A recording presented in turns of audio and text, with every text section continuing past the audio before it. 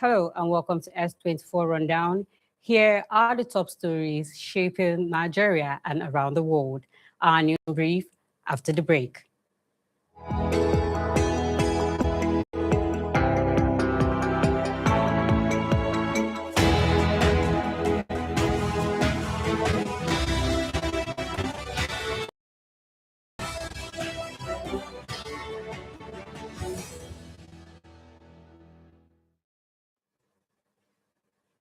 We begin with politics, where the African Democratic Congress accused the All Progressives Congress of attempting to weaken the opposition by targeting former Kaduna State Governor Nasir El-Rufai. Speaking during an interview on a sister station, the ADC's national publicity secretary Bolaji Abdullahi alleged that the ruling party is determined to keep El-Rufai politically isolated ahead of the 2027 general elections because of his influence within the emerging opposition coalition. Abdullahi also maintained that the opposition remains focused on building a credible alternative for Nigerians, despite what he described as political pressure from the APC. The ruling party has yet to issue an official response to the allegations. Meanwhile, President Bola Tinubu has held a high-level security meeting with the nation's top military and intelligence chiefs at the presidential villa in Abuja, as concerns over insecurity continue to mount in several parts of the country. The meeting was attended by the National Security Advisor Nuhu Ribadu, Chief of Defense Staff General Christopher Musa, Chief of Army Staff Lieutenant General Olufemi Oluyede, Chief of Naval Staff Vice Admiral Emmanuel Ogala, Chief of Air Staff Air Marshal Hassan Bala Abubakar, Inspector General of Police Kayode Egbetekun, as well as the Directors General of the Department of State Services and the National Intelligence Agency. According to the presidency, the discussion focused on the country's current security challenges, including terrorism, banditry, kidnapping, and communal violence. The security chiefs also briefed the president on ongoing military operations and intelligence efforts across affected regions. The Senate has approved the 2025 and 2026 budget estimates of the Nigerian Police Trust Fund, totaling 403.1 training, personnel and the acquisition of modern equipment. The approval followed the presentation of a report by the Senate Committee on Police Affairs, with lawmakers expressing optimism that the intervention will strengthen the operational capacity of the Nigerian police force and improve public safety across the country.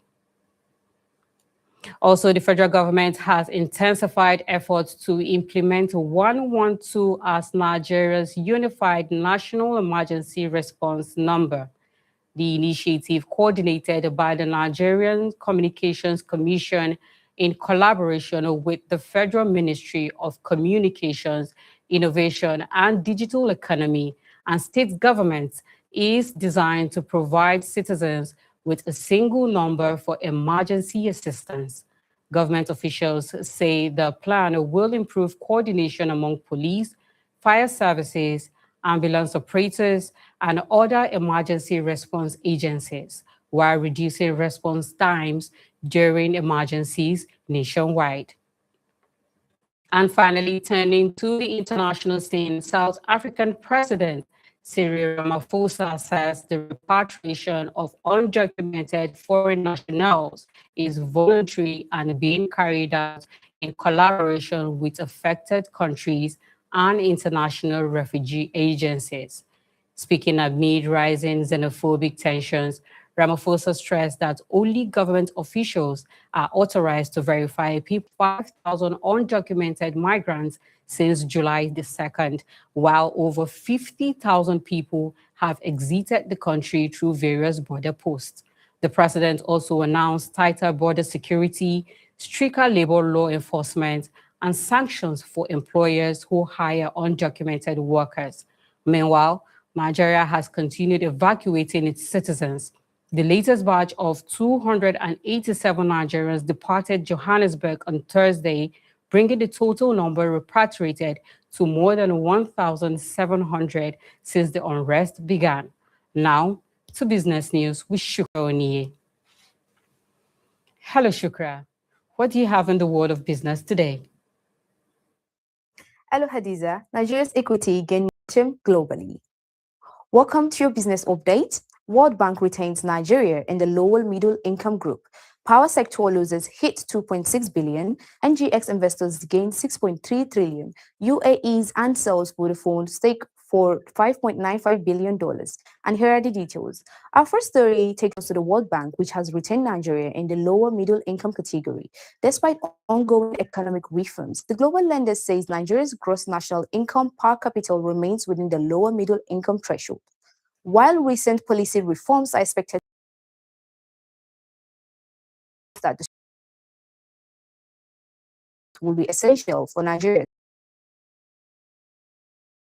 Broader economy to the power sector, Nigeria's elected about 2.6 billion naira in the first quarter of the year due to transmission inefficiencies. Industry data shows that the Transmission Company of Nigeria exceeded the allowable transmission loss target, resulting in financial losses across the sector.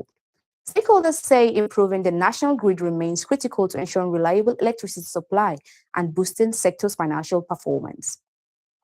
Next to the capital market, investors on the Nigerian exchange gained 6.3 trillion naira in just 4 trading sessions. As the market continued its impressive rally, the strong performance has pushed the Nigerian exchange to the top of the global rankings and the dollar returns this year.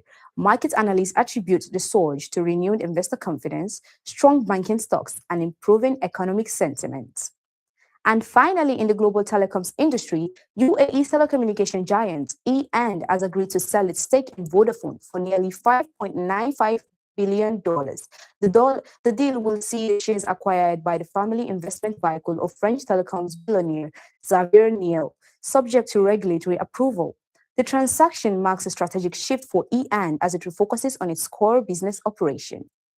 And that's all on your business update. I am Oniye Shukra. Stay with us as Hadiza and Abubakar join you next for newspaper review.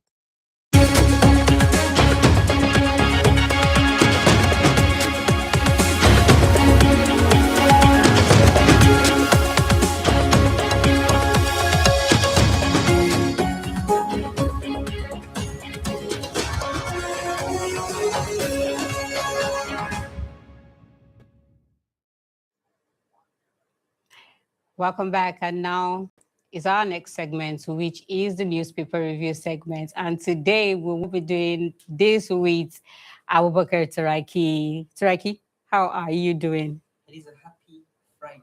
The same to you. Tomorrow is Saturday. Weekend. Are you going to be at work or you're going to be resting? No, I need to tell you one or two things. You need it. The body needs rest once in a while. Hope you're doing very well. Yeah, thank and you. And you're ready to dissect. It's been a while, Hadiza. Seriously, it's been a while. Thank you so much. Okay. So as we do as usual, we dissect national dailies and from First Daily newspaper, and it says Atiku wants FG demands El-Rufai release.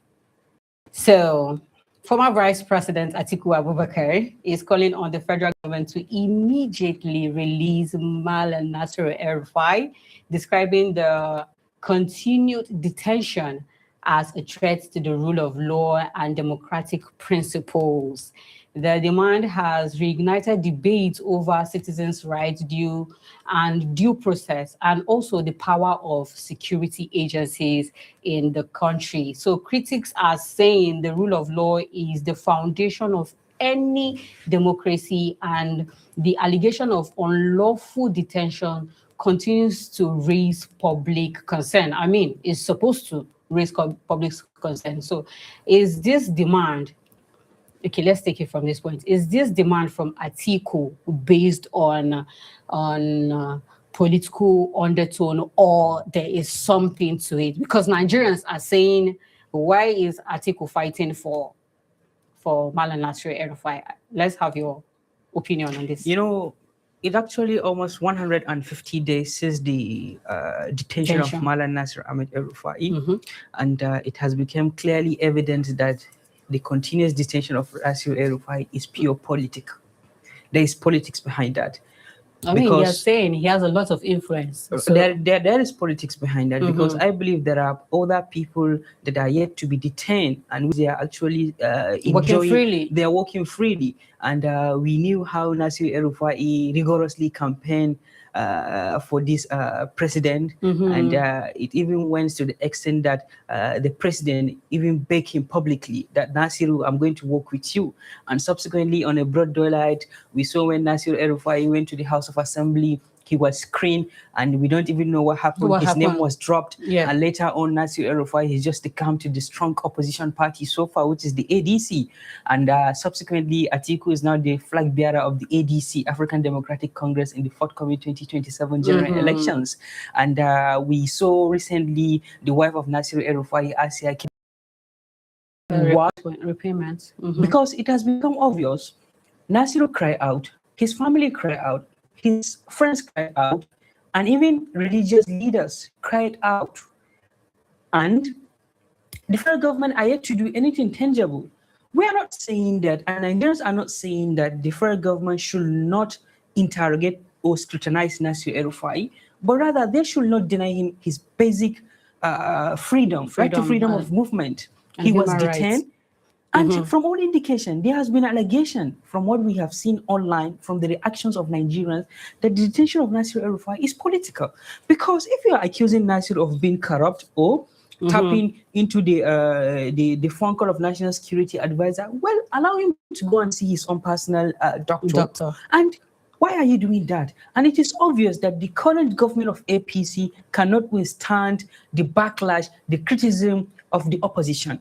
Because we saw how they have been incarcerating most of the people from the opposition. We saw how they have been detaining people. Even recently, we saw the presidential flag bearer of NDC saying that he don't think if he may be alive from now to 2027, which is Peter Obi. And it has become clearly evident, no matter how little, if you are going against the rule, if you are going against the wishes, the yearning and aspiration of this government, they may likely find a way of silencing you. Let me give you some couple of examples. We saw what happened with the former Minister of Justice, Abubakar Malami. We saw what happened with former Minister of Aviation, Hadi Sirika, and we even saw what happened with the former Air Vice Marshal, his wife, who was Sadia Umar Farouk. We saw what happened to her when he subsequently came to the opposition party. And if you are telling me like this government is doing this thing in order to fight corruption, then what happened to the likes of Yahya Bello? What happened to the likes of Beta Edu? What happened to the likes of Halima? These are all questions that we need the federal government to come out and defend themselves. And subsequently, it has become obvious that this government, whenever you are trying to go against them, they may likely use Bayo Onanuga to come out and still defend them. I know that Bayo Onanuga, as the presidential spokesman, this is his right to defend the government of the day. Yes. But what happened to the corruption, the fake agency? The first thing the government did, they decided to exonerate their own chief of staff, which is Femi Bajabiamila, saying that he don't have in this thing. I think this is the right time for Nigerian government to at least put on their thinking caps. We are battling with the problem of hunger and malnutrition, insecurity, corruption, virtually all part of this country. So they should have where to really channel their energy instead of going after opposition. Of course, they should not just be thinking of 2027. There is life after 2027. So is the government actually establishing the fact that they are really into selective political punishments? Of course, even from their own body language. I know maybe if they are actually looking at me, they would just say that, no, this man doesn't know what he's doing. But because it is obvious, Nigerians are paying the price. The prices of commodity are no longer friendly. The prices of crude oil or the price of petroleum is not even affordable to people. I was having a conversation with somebody. He just told me how he was going through a lot of things, and he voted for the government of the APC. And when this government came into power, Nigerians were smiling. Nigerians were able to afford certain things. So are we going to point this to oppression? Of course, it's more than oppression. And I think if this government are actually wise enough, they should stop thinking of 2027. We have been battling with the problem. Now they just came up with what they call police security trust fund. I think maybe this is just an avenue where they will just go and gather money. Maybe ahead of 2031, somebody allegedly may likely come and loot the entire fund there. Well, okay, Please, they should do something that will at least salvage the problems of Nigeria. Nigerians are hungry. Nigerians are angry. And a hungry man is always an angry man. You spoke right there. You spoke the word right there. But let's just move to our next paper, which is coming from Daily Trust, and it says families of Oyo Borno people still waiting. So it's no longer we analyze the problem of insecurity, and despite all the effort made by the government, because as a matter of fact, the president is yet to address Nigerians on the problem of insecurity. We just saw a kind of like a political representation, Hadiza. But most times when they ask questions about insecurity, they never bring out tangible answers to it. Well, I just saw Sheyi Makinde declaring that they were actually able to earmark the location where all those captives were. I think. But we just heard Baula Sef online saying that because they beheaded one person, so they should just go about bombing everywhere. Well, that may likely not be possible due to the presence of Amnesty International, all those so-called human rights movement. I'm sorry to use that so-called. I think that's the best words to use. It was very difficult for them, and most of our leaders are afraid of sanction. They don't want maybe after their service they will just be taken to International Court of Justice, so that they can go there and prosecute it. But the problem is going beyond control. We know how those people that were adopted in Olire local government in Oyo State almost 50 days now, and the government have been promising they were able to at least deploy some security guards, and they have been trying to champion what we call a political creation of state police, because I am personally afraid if this state police see the light the day, there's going to be another dictators, especially among the state governors.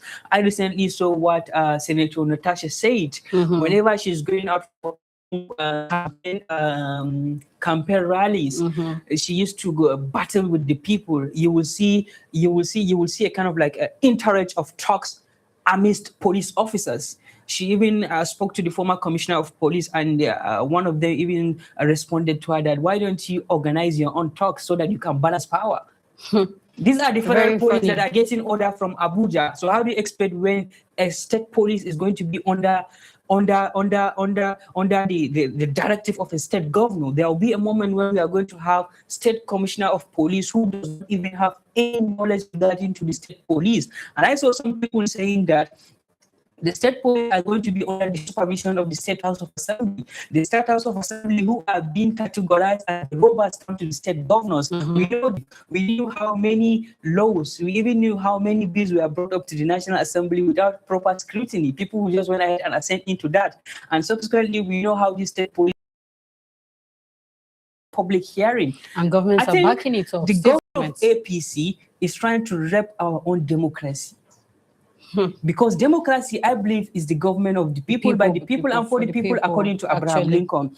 But as a student of politics and as a student of political science, I think I will give another definition of democracy according to Nigerian context. Let's hear you. This is the government of the few, by the few, and for the few. Abubakar, I would have capped for you right now, but you spoke well again. You spoke well, and that hit a point. So let's just quickly take this point before we round up, because we don't have time on our side. Beyond rescue, we should be talking about rescue and security. And expect accountability whenever it involves children. Whenever tragedies involve children. So who should be held accountable? Sorry, Hadiza, I forgot to acknowledge the effort made by our gallant officers. We saw the kind of rescue that have been going on. Our gallant officers are trying, and we say kudos to them. And indeed, their own slogan, Nasaru min Allah, indeed, victory is from God. And at this juncture, we want to pray for them. And may God continue to show them the way so that they can continue to keep this country stable and united. And I pray there will be a moment when we're going to at least forget the problem of insecurity. Coming back to your question on the issue of accountability, remember before they assume the mantle of leadership, they have to swear with the Holy Quran or the Bible. And whenever you swear with the Bible or the Holy Quran, I think we have 774 local government, 36 states, including the Federal Republic, including the Federal Capital Territory. And it is your mandate as the president the number one, the grand commander in the state, the first and number one citizen. If something happened in my local government in Gombe, the president should be held responsible because he swore with the Holy Quran to protect the integrity and the life of every Nigerian. But they seems to forget there is life after death, and they seems to forget there is life after political shenanigans. In the next couple of months or in the next couple of years, there's going to be a set of new governors, and in the next 4 years, there's going to be a new set of president, and they have to look at it. They have to remember. Let me just reflect back to 1999, since the return of democracy. We have Olusegun Obasanjo, we had Umaru Musa Yar'Adua, we had Goodluck Ebele Jonathan, we had President Buhari, which on the Monday he's going to be a remembrance of him 1 year, and currently we have the incumbent president of Tinubu. Sooner or later, Tinubu will have another person will go. That is to tell you that life is a gradual process. And may God bless Nigeria. You heard it right there from Abubakar. Life is a gradual process. And then again, our call always from all Nigerians and every Nigerian is the government should do the needful. These children are, like we said, 50 days in captivity, over 50 days in captivity. The government should do the needful in securing these people and bringing them back home safely to their loved ones. That is it on Newspaper Review today. Up next is S24 Reports after the break.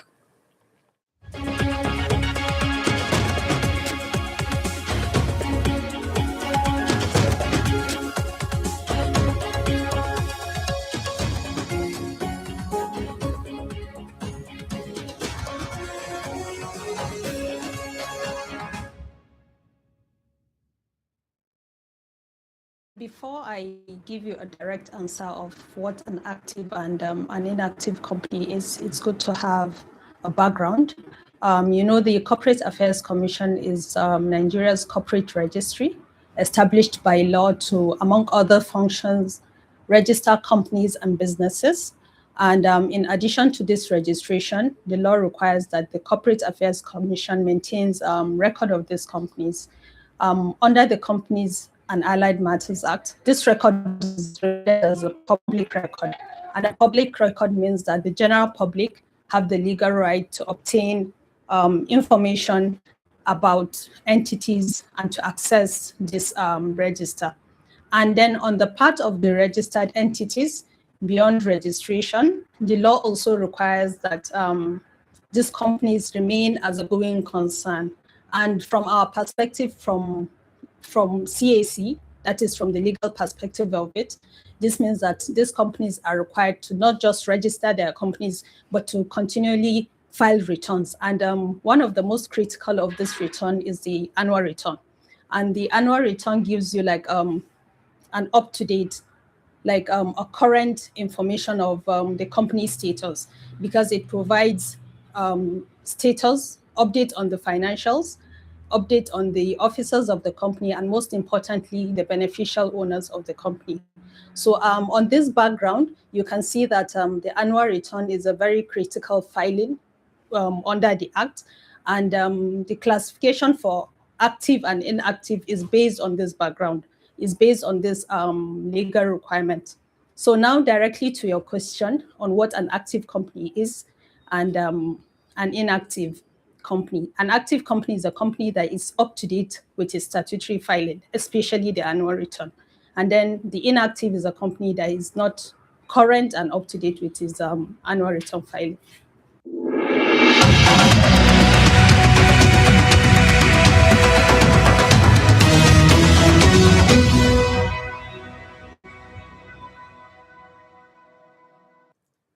Good afternoon and welcome to Political Arena on S24 Television. Today we're discussing on social media as a tool for positive change and the important role digital media play in shaping public awareness, youth participation, and political engagement. Our guest is Aisha Ibrahim, social media content creator, entrepreneur, and professional who uses social media to discuss health, hygiene, political issues, social issues, and community development. As Nigeria moves close to 2027 general elections, social media is expected to play a major role in political conversation, especially among young Nigerians. We will discuss how digital platforms can promote responsible citizenship, encourage youth participation in leadership, politics, and sport, positive change in our dear country, Nigeria. Aisha Ibrahim, welcome to Political Arena here on S24 Television. Thank you. Thank you for having me. And thank you so much for honoring our invitation. My pleasure. So if I may ask, can you briefly introduce yourself to us? My name is Aisha Ibrahim. I'm a corporate professional. I also am a content creator. I discuss relatable social issues. That's basically what I do. Thank you so much. Thank you. So if I may ask, what inspired you to use social media as a platform for education, especially in this critical moment? This takes me far back to when I was growing up. I always liked public speaking, and there hasn't been easy. Yeah, easy. And then no easy platform for me to come through and start, doing it. And then social media was just at the tips of my finger. I'm always on my phone. I have accounts in almost all the social media. So you're addicted to your phone? Not really addicted. Positive addiction. Positive addiction, exactly. Yeah. So to myself, I'm like, this is a good spot for me to actually share whatever knowledge that I have with people. And it's working. So you mean nowadays social media is becoming the voice of the voiceless? Absolutely, yes, it is. Well, social media has become a powerful tool for shaping public opinion, especially in developing countries like Nigeria. How can Nigerians use it responsibly to promote positive change ahead of 2027 general elections? The first thing, this is my personal opinion, the first thing I think we should do is stop the spread of fake news. That's what's finishing us. Looking at what exactly happened in Rwanda in 1994, if I may remember, between Hutu and Tutsi. Exactly. So people tend to share fake news without getting the right source. It's possible it happened, but people actually tend to add more lies to it for views, for whatever reason, fabricated and unfiltered news. Exactly. So we should, first of all, this is the first thing we should do, stop the spread of fake news. And if you hear any news, I think you should know the source of that news. Wait to hear from a reputable station. Legitimate station. Exactly. Verify. Make sure it is valid before we push it out. Yes, I agree, yes. Well, how many young Nigerians are active online but are not fully involved in politics? How can social media encourage more young participation in politics? Like, how can Nigerians youth engage more positively in participation and using their own social media positively? First of all, we need to stop discrimination. When you don't impose your candidate on an individual, then we're going to make a headway. But I do not just come on social media and say, I prefer this person, and I have a point that I'm making, but my point is just on that person. I do not want to derail. So that like his opinion, it has to be just my own opinion. So I think the first thing we should do, not impose your candidate on anyone. You come to social media, be as truthful, be as open, be as transparent as you can. I mean, the youth are the strength of the country, right? Yes. Yeah, so we carry so much weight, then we should be careful of the kind of things we say in social media. You made mention that you're actually addicted to your phone in a very positive angle. Yeah. Do you think nowadays Nigerian youth, especially with the coming of 2027 general election, will go beyond social media political jamboree into coming out actively to participate in politics and even using their own social media to promote positively their own candidacy, and even they can even support their own young Nigerians to push them and represent them? Do you think Nigerians, if they use social media positively, they can see the light of the day? Of course, yes, absolutely.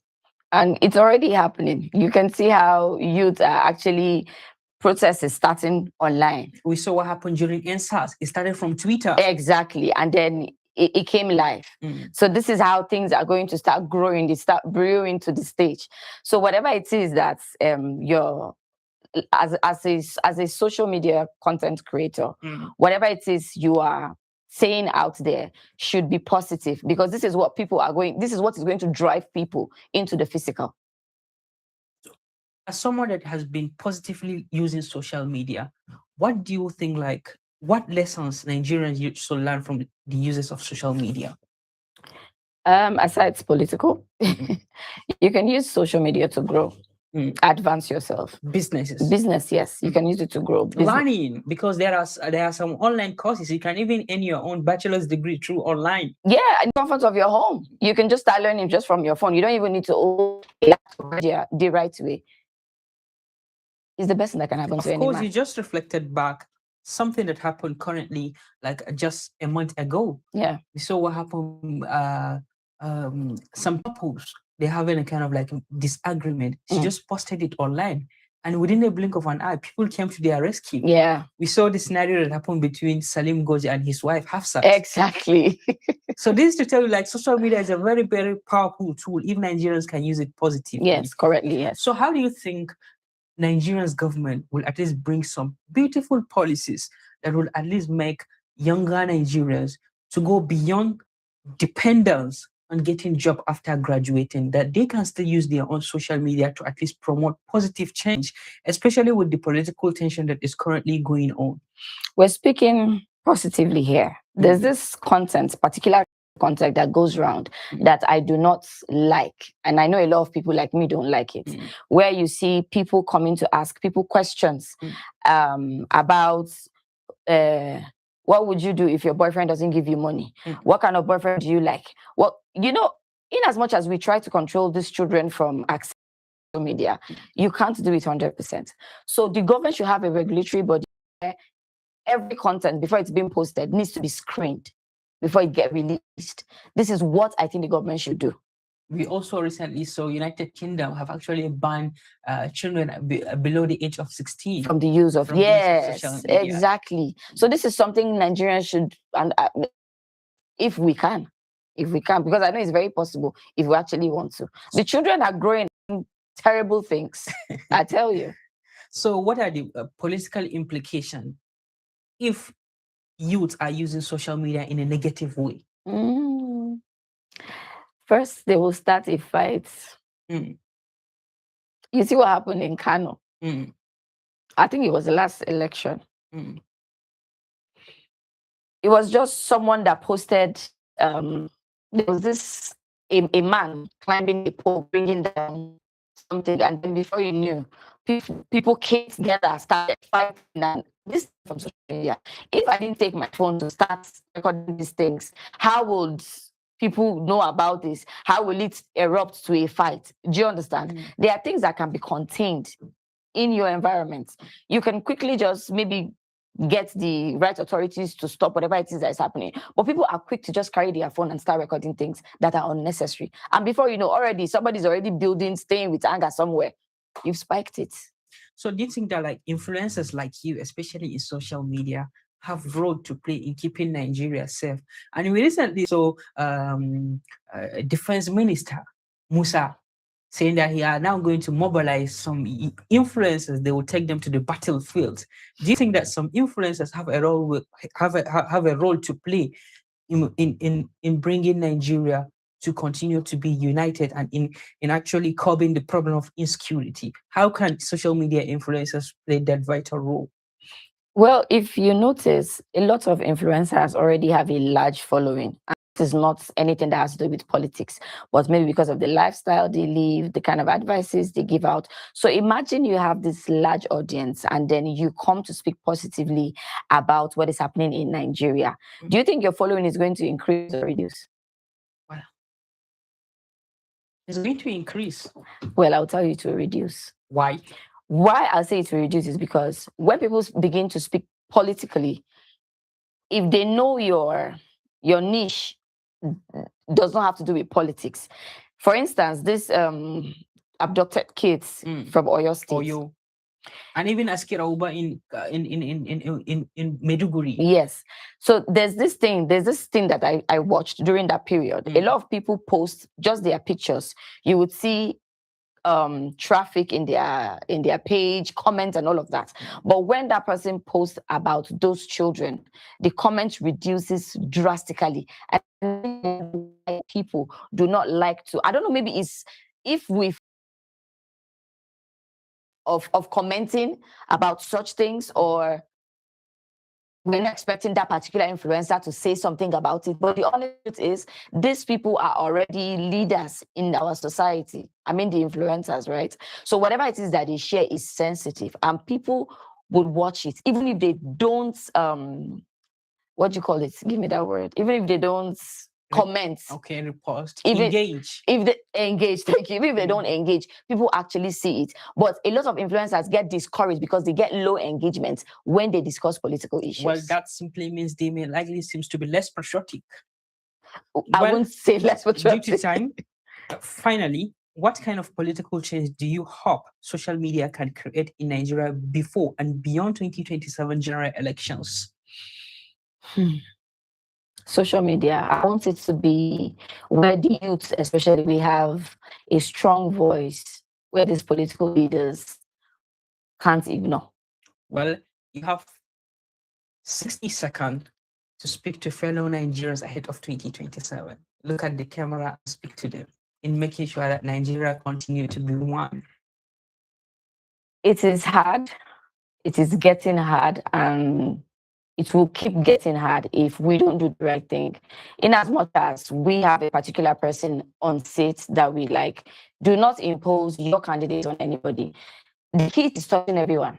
So what I think we should do is vote for the right person that will save us, remove us from whatever it is that we are going through. If you don't have your PVC, please get one. Thank you so much, Aisha. Thank you so much for speaking to us here on S24 Political Arena. It's a pleasure having you. Thank you. Thank you, Tukur. The heat is hitting everyone, and the security of this country is the security of all of us. Thank you, and bye for now.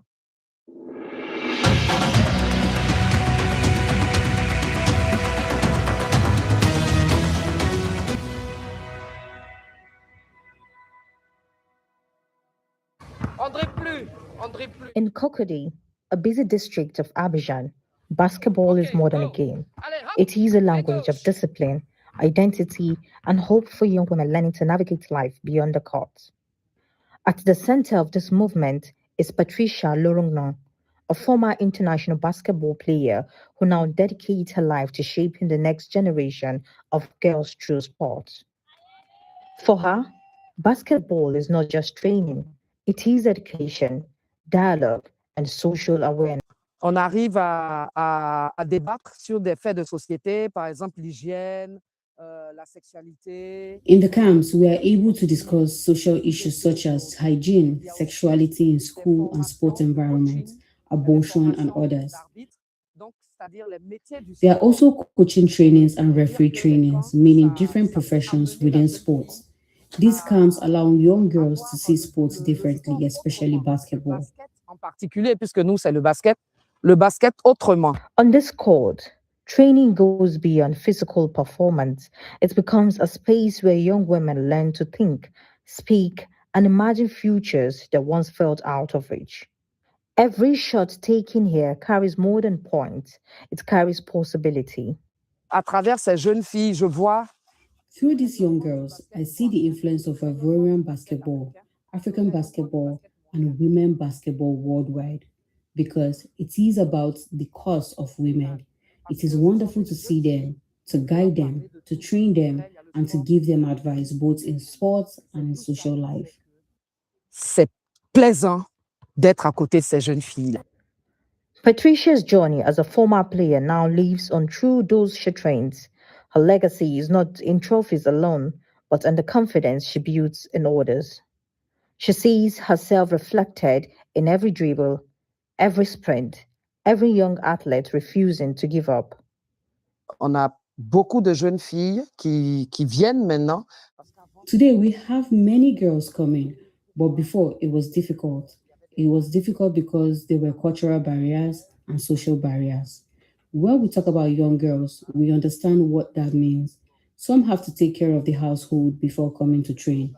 Others hide because they have to wear shorts or sports equipment. In general, sports equipment is not always adapted to their religion. So there were many small obstacles. Donc, il y avait pas mal de petites choses. For players like Habiba Shangari, Patricia is more than a coach. She is a symbol of what is possible. In Patricia's story, Habiba sees her own future and responsibility to continue the journey. Elle est l'une des rares femmes qui a vraiment... She is one of the few women who truly played basketball in Cote d'Ivoire and continued even after she stopped playing. She continued through her actions and her presence, especially within the national championship. She's an example, a great example. It is an honor for me to be part of her close circle. To be like her means continuing the work she started and passing it on to the future generations. Et pourquoi pas transmettre. But the road to the court is not simple. For many girls, sport competes with cultural expectations, household duties, and limited resources. Some girls arrive late after household chores. Others struggle with uniforms that conflict with social or religious expectations. Beyond social barriers lies another challenge: resources. Without infrastructure, talent risks going unseen and dreams risk fading before they begin. Yet, despite these challenges, something powerful is growing here. It is not just a basketball program, it is a community of resilience. Si on veut réussir, il faut vraiment encourager. If you want to succeed, we must really encourage this type of activity so that girls can get into sport, because it is difficult, very difficult, when you assess the situation in Abidjan, especially in Cocody. There are no resources, there are no shoes, no courts.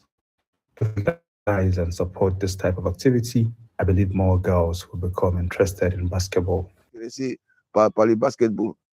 On this court in Cocody, basketball becomes more than sport. It becomes education, resistance, and identity. For these young women, every bounce of the ball is a step forward, not just in basketball, but in life.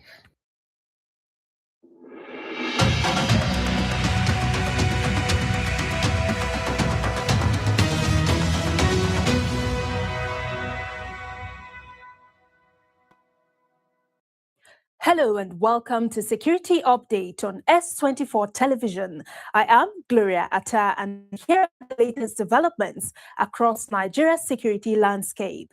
We begin in Borno State, where troops of Sector 3, Operation Hiding Kai, have intercepted a suspected foreign drug carrier, allegedly transporting illicit drugs and alcohol to terrorists in the Lake Chad Islands. The suspect, 48-year-old Chadian national, Rachel Samuel, was arrested along the Maiduguri-Mongono Road while traveling towards Kukawa in Borno State. Recovered items include about 30 kilograms of suspected cannabis, hydromuric chloride, dry gin, herbal alcoholic drinks, cash, and other personal belongings. The military says seizure has disrupted a key terrorist supply chain, adding that the suspect is in custody while investigations continue. Meanwhile, the police have arrested 70 suspected criminals during separate raids on identified criminal hideouts in Niger and Gombe states, as part of efforts to tackle thuggery, drug abuse, and other violent crimes.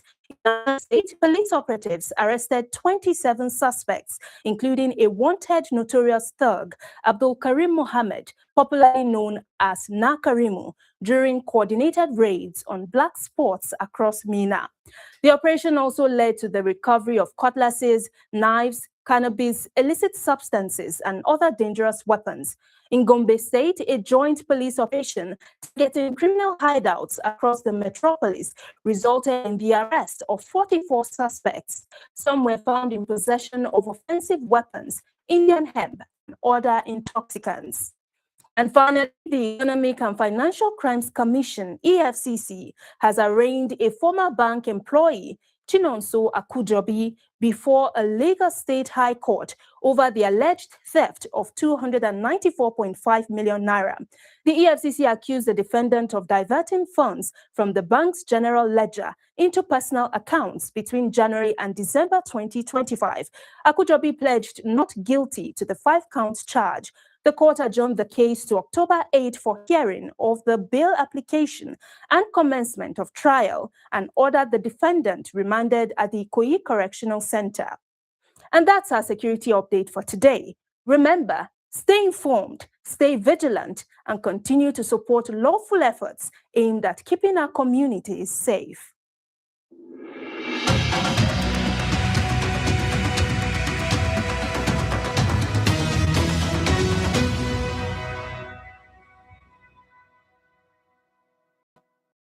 Hello and welcome to Tech World Updates, where we discuss technology and digital world. I am Aisha Muhammad.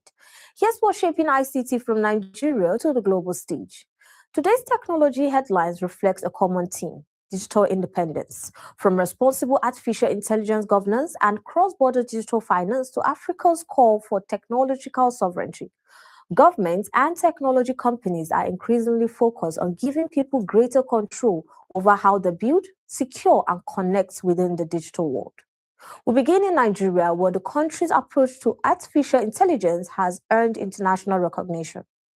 Nigeria has emerged as one of the world's leading performers in the 2026 Global Index on Responsible Artificial Intelligence, receiving praise for developing an inclusive and accountable AI governance framework ahead of many regional peers.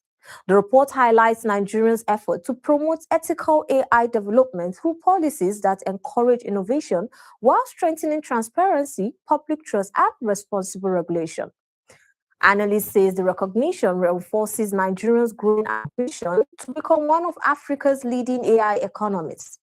That drive for digital leadership is also extending into financial technology. Meanwhile, InterSwitch continues to expand cross-border digital payment solutions in support of the Africa's continental free trade area, while Flutterwave has partnered with PayPal Zoom to make remittances into Nigerian bank accounts faster and more seamless. Industry experts say stronger payment infrastructure will not only improve financial inclusion, but also support trade, investment, and economic integration across Africa. Across the continent, technology leaders are calling for Africa to take greater control of its digital future. The Smart Africa Alliance is urging governments to invest in locally developed artificial intelligence, computing infrastructure, and data centers, warning that excessive dependence on foreign technology platforms could expose the continent to future digital vulnerabilities. Observers say achieving AI sovereignty will require sustainable investment in energy, cloud infrastructure, local talent, and regional collaboration. And that's it on Tech World Updates, where innovation meets impact and the future stays a focus. Do stay with us, as after the break is entertainment news updates with Khadija Muhammad. Thank you and have a wonderful weekend. Bye for now.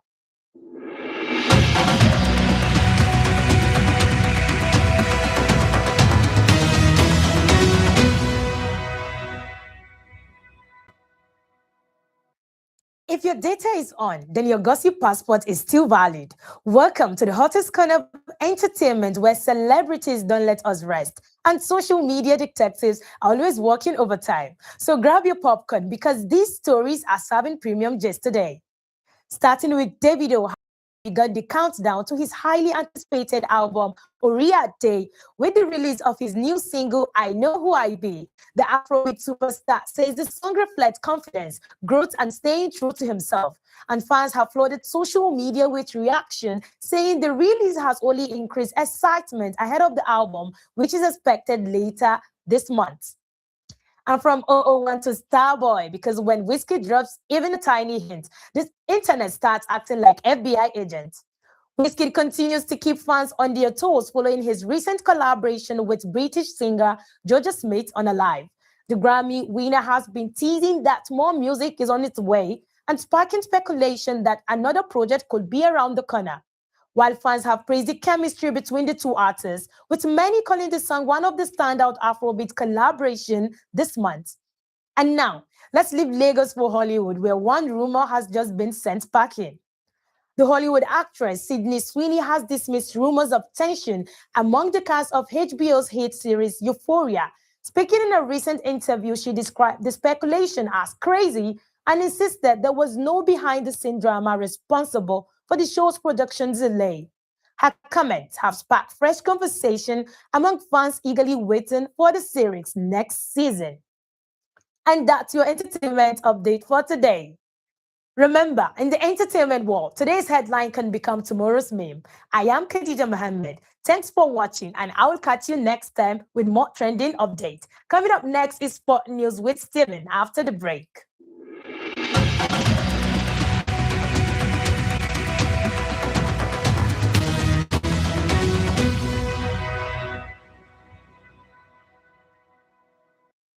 Welcome back. Football fans, the road to World Cup glory is getting even more exciting. France have booked their place in the semi-finals. Belgium are dreaming of a major upset against Spain. England have been dealt a huge setback ahead of their quarter-final, and FIFA is facing fresh controversy off the pitch. Let's get straight into it. France are through to the semi-final of the 2026 FIFA World Cup after a convincing 2-0 victory over Morocco. Kylian Mbappe and Osimhen Dembele scored in the second half to send Didier Deschamps' side into the last four. Morocco defended bravely with goalkeeper Yassine Bouhounou making several outstanding saves, including stopping a first-half penalty from Mbappe. But France kept pushing, and just after the hour mark, Mbappe finally broke the deadlock with a superb strike from the box. Only 6 minutes later, Dembele doubled the lead with a calm finish to put the game beyond Morocco. France now move one step closer to another World Cup final and will face either Spain or Belgium in the semi-finals.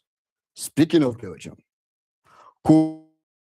says his side is ready to shock the world when they face European champion Spain.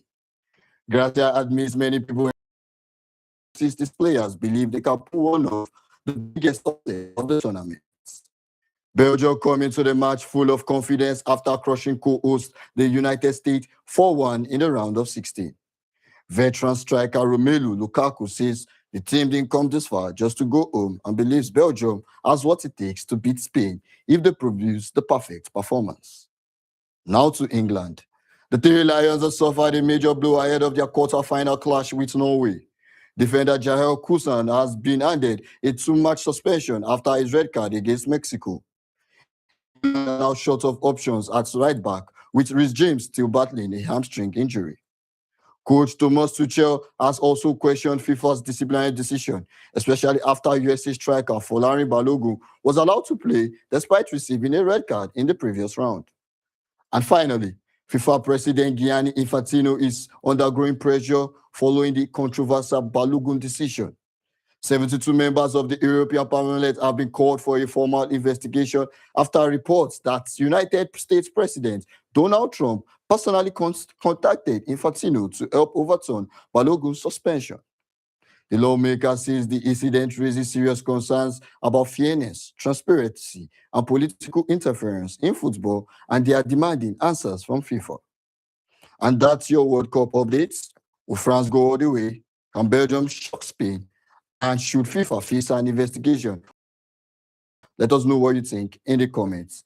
Thanks for watching, and we'll see you in the next updates. Coming up next is PG News with Sidika.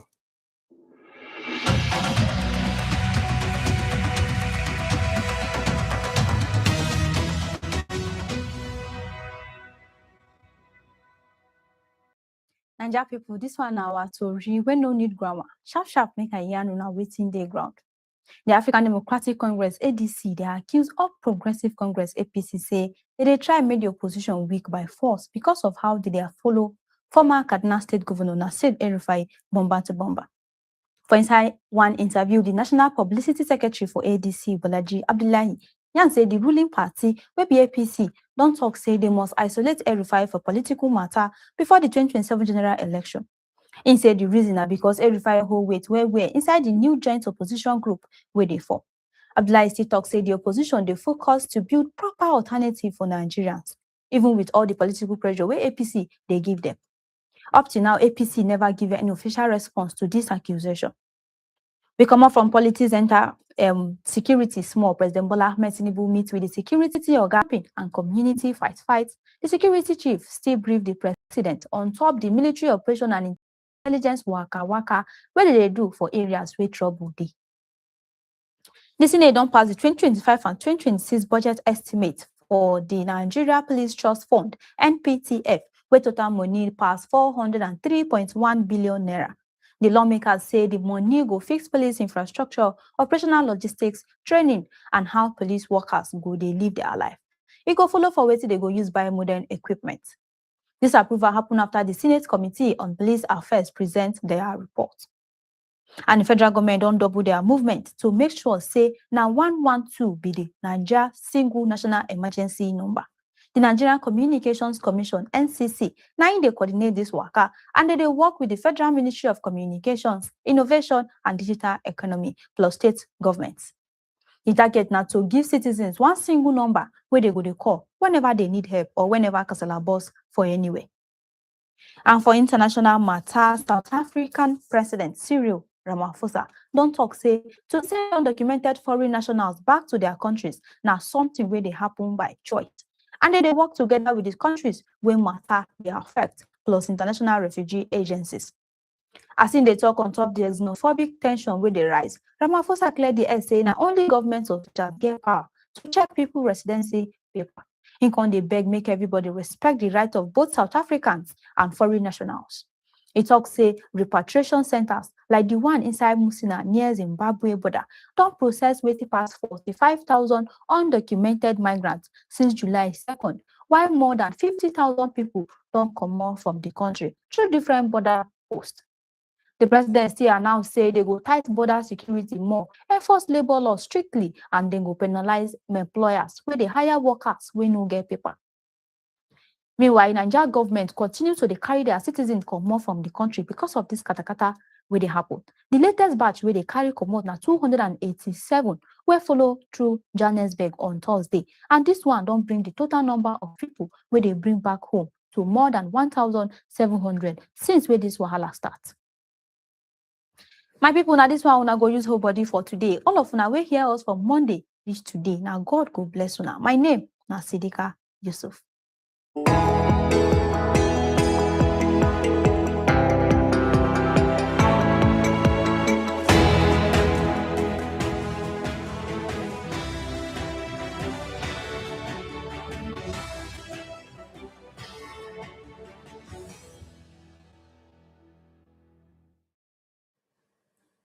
Sidga right there with the pidgin version of our news. And this brings us to the end of S24 Rundown.